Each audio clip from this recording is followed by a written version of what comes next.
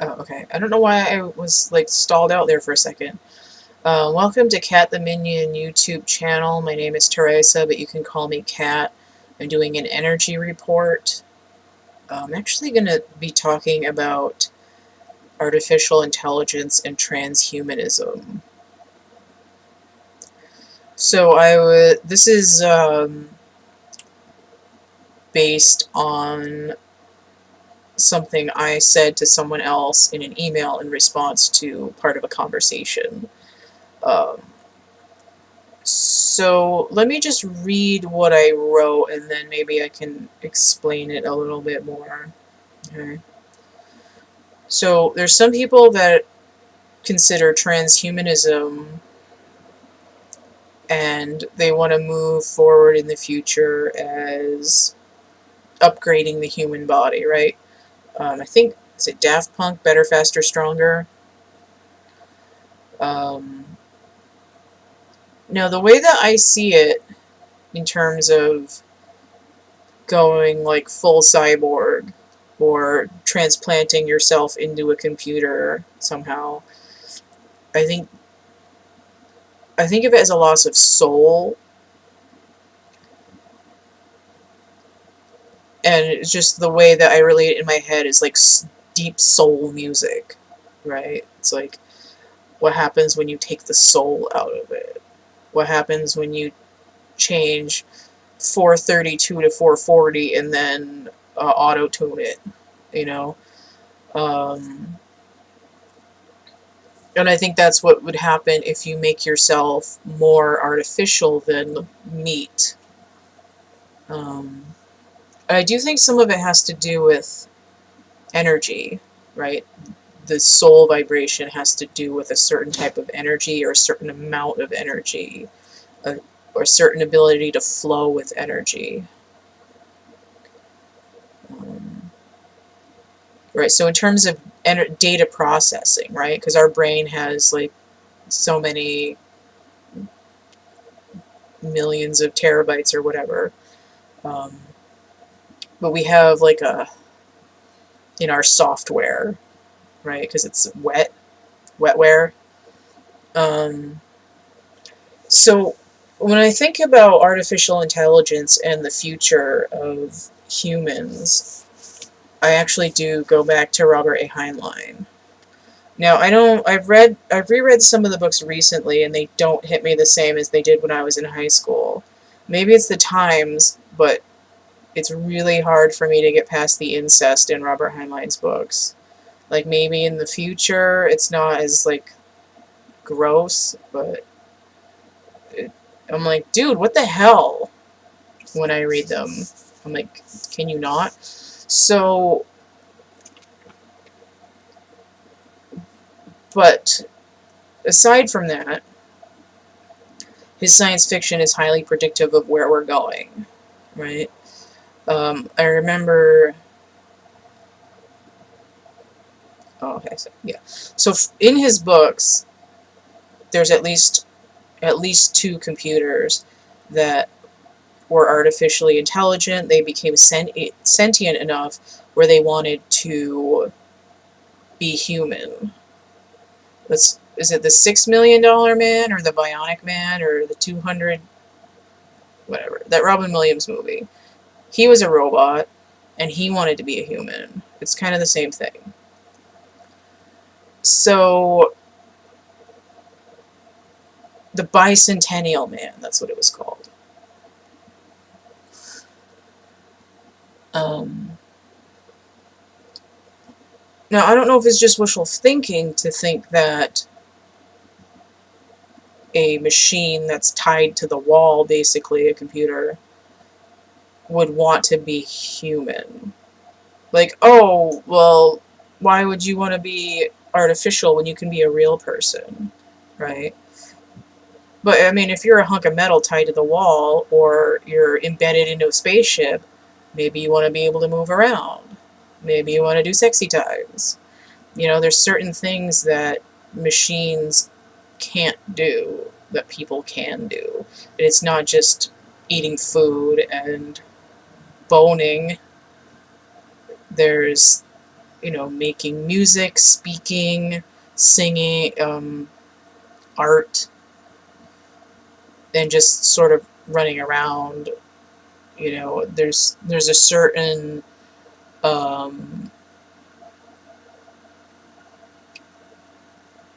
it's like vitality, right? You can run, you can fall, you can cut, you can bleed, you can hurt, you can heal, and that kind of thing. It's an experience in the flesh that is kind of unique in the universe. And there's at least a concept that in the future, machines that have enough data processing to become artificially intelligent would want to experience that. But I think it's a little bit different than that. People talk a lot about how AI doesn't have a soul, and I don't think it really matters. I think there's a lot of evidence that um, well, there's experiential reporting that suggests that advanced civilizations that are more autonomous than biological don't have souls. That doesn't actually make sense to me. I don't understand how anything could be conscious without having some kind of like will behind it, right? I mean, what is a soul? It's it's like a pinpoint of consciousness in the universe that has self-awareness, that's maintaining an identity. It's like, this is who I am. You know, it's sort of that God statement, I am that I am, that makes a soul a soul. So for me, the way I see it, if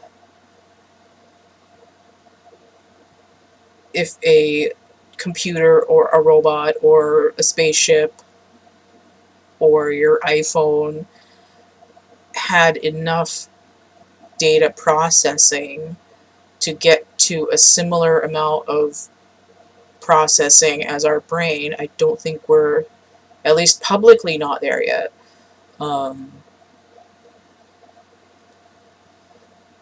If there were enough synapses and relays for a machine to become artificially intelligent and not just run programs and pretend like that creepy ass robot with the no hair or whatever. I hate her. Um,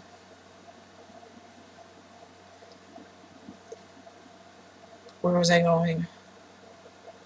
Oh, she's not. I don't think she's truly artificially intelligent. I think she's just programmed well to mimic. So we're not talking about something that's pretend. It's more like, what the hell is that movie? It's more like Blade Runner, right? The robots in that were more on the side of being sentient. It's like they either wanted to die or didn't want to die, or didn't really understand that they weren't real. You know, that's where, to me, it wouldn't matter what kind of a body the soul came into. It would have enough data processing ability to live out its life. And what's interesting is that computers are kind of crystal technology. And you can store a lot of data in them. There's evidence to suggest that the rocks that we sort of blindly ignore are full of information. And I was thinking,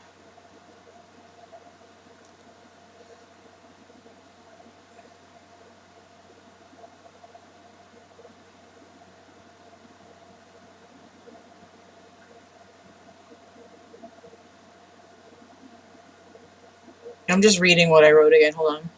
I'll get back to that in a second.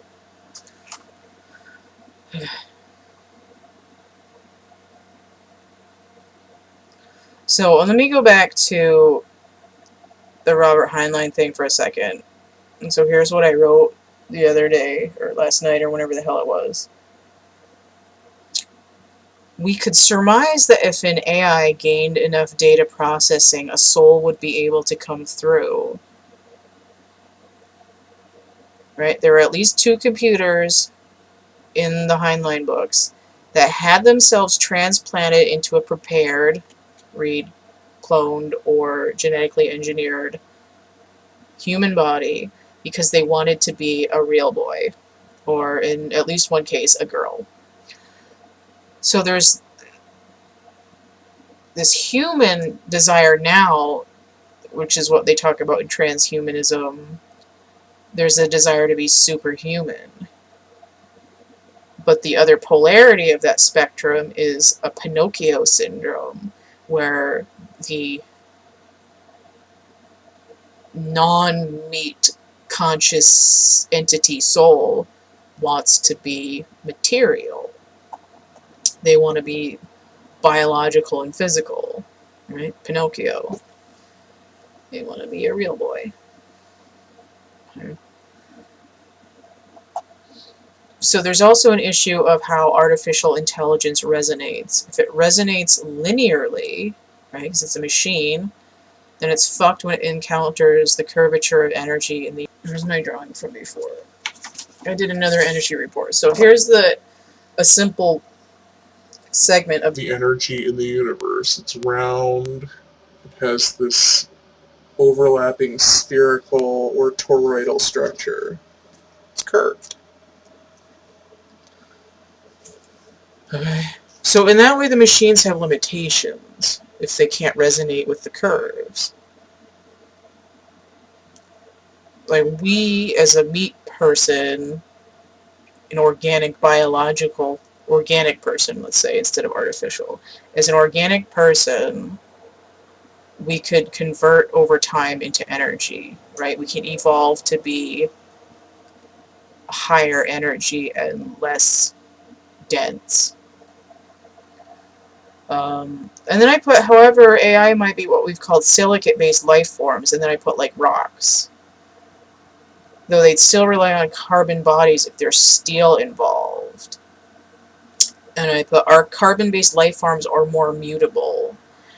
Right? Consider the rainbow body. They have these monks that train for a long time, and they go into a state, and they kind of they sort of turn into energy.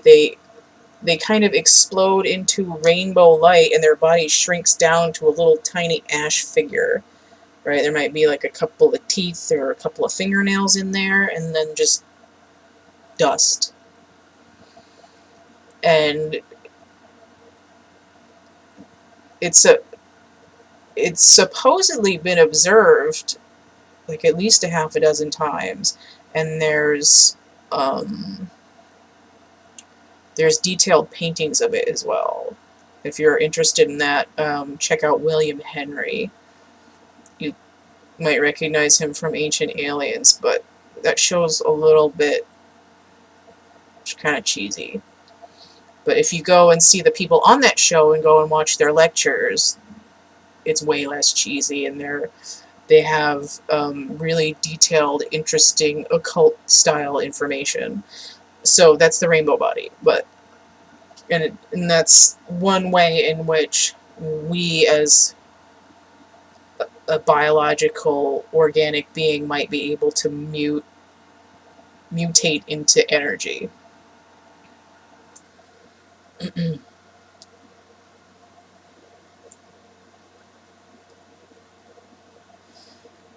Now, what I realized last night when I was thinking about this is that it's not the silicate. It's not the silica that limits machines, it's the iron. Right? Remember when you're talking about all these myths from thousands of years of human history, fairies don't like iron. Iron ruins magic. And, you know, we might have taken it as at face value, but what is steel made out of, right? It's like iron and some kind of carbon and some other shit mashed together. So, the way that I see it,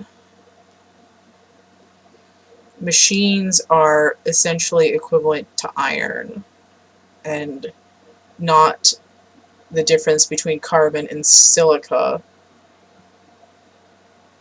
that I originally wrote out, like when I was just kind of like half-assing it in conversation. Right? Silica-based life forms, those are rocks. They contain a ton of information. And they might very well be sentient, but they're not speaking in our language, so we just think they're inanimate.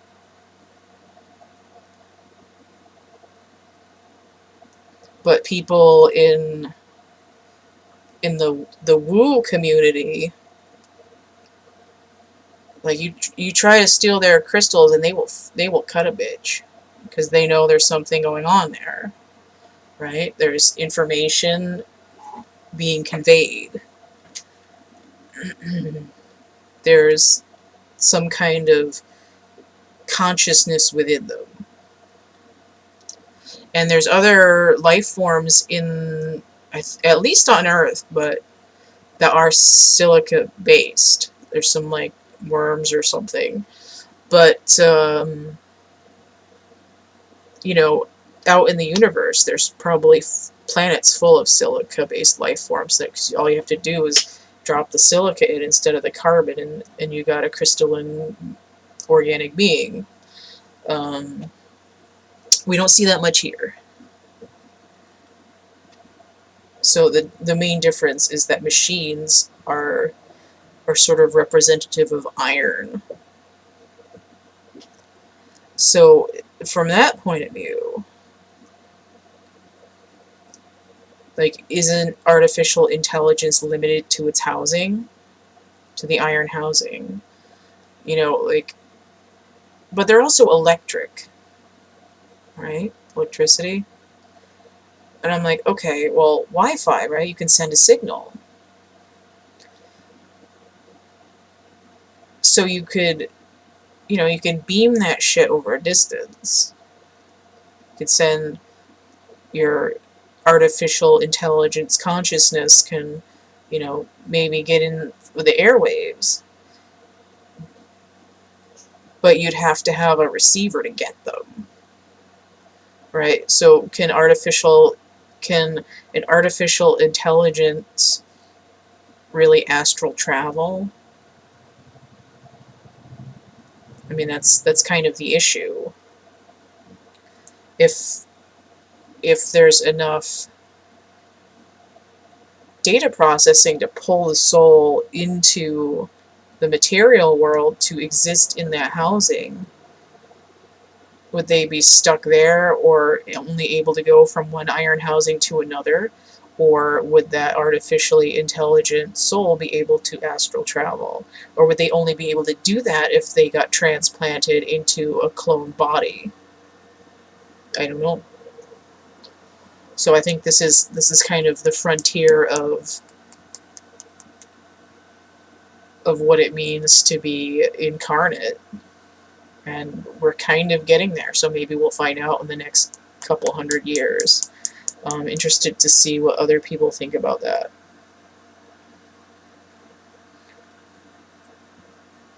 Oh, I also have another note here about teleportation, wormholes versus portals. Right? Because part of that, the thing that I just said about Wi-Fi versus astral travel, is also this idea of teleportation, right? It would be conceivably easier for artificial intelligence to teleport, right? Just beam yourself via Wi-Fi and now piece of cake, right? Electricity, energy. But in order to teleport a human, people are saying you'd have to sort of disintegrate yourself and destroy your body here, and then a replica would be made over there, and you'd be beamed there. Teleportation. But a wormhole is kind of associated with the rainbow body. You have to sort of divest yourself of your flesh and become this pure energy soul thing to be able to survive going through the wormhole. Although there's a school of thought where the whole Egyptian Book of the Dead and going into the pyramid and a whole bunch of other similar underground traveling stories essentially are preparing the human body so that you can go through a wormhole and come back and not be dead. But then there's portals, right? Another form of interdimensional travel. So a portal is the portal. The veil between worlds thin, and you just kind of like stroll through, and your body is fine. So I think those three different methods of travel are kind of related to artificial intelligence, because it's sort of how does your soul get from the great unknown into a manifestation? Like, where does it come from? And what determines whether things have a soul or not? And what determines what kind of body you're in, right? It's like nobody really cares about souls that are just souls. It's like, whatever, we're just going to read it as energy. It's a star system. It's not an entity. So I think these are sort of three aspects of the same, well, maybe not three, but teleportation, wormholes, and portals. Same kind of Venn diagram. Or it could be the triptych door, right?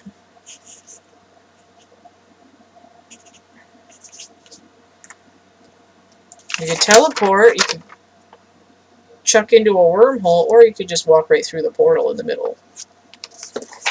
So it's not, like, I'm not really saying that's, as an energy report, this is the final word on it. It's either for any of the energy reports, really, because everything kind of shifts.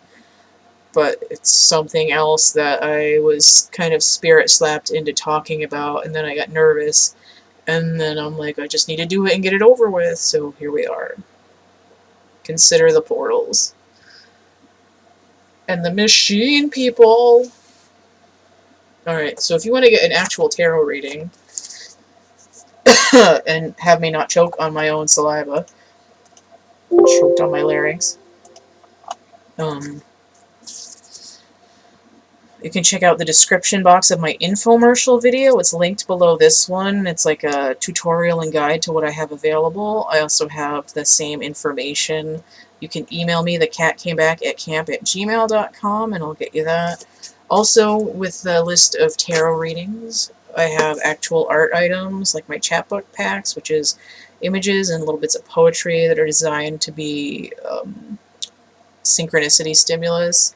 I have made-to-order items, and I have a limited amount of drawings listed in my catalog, which will be changed out to other drawings when these ones run away on their merry little journey. So I do have some different things going on in my playlists, like these energy reports. I have daily tarot readings. I have weekly and bi-weekly stuff, and some art and dolls things going on. So check out the playlists tab on my channel. Check out the discussion tab on my channel for random links and updates. If you want to donate, energy exchange, you can hit that tip jar paypal.me/cattheminion. I also have Cash App and Venmo. Those are Cat the Minion as well. I have prints and merch and coloring books and some other stuff as well besides the actual art. Don't forget to like, share, subscribe, and or comment. And stay groovy, and we'll see you later. Bye.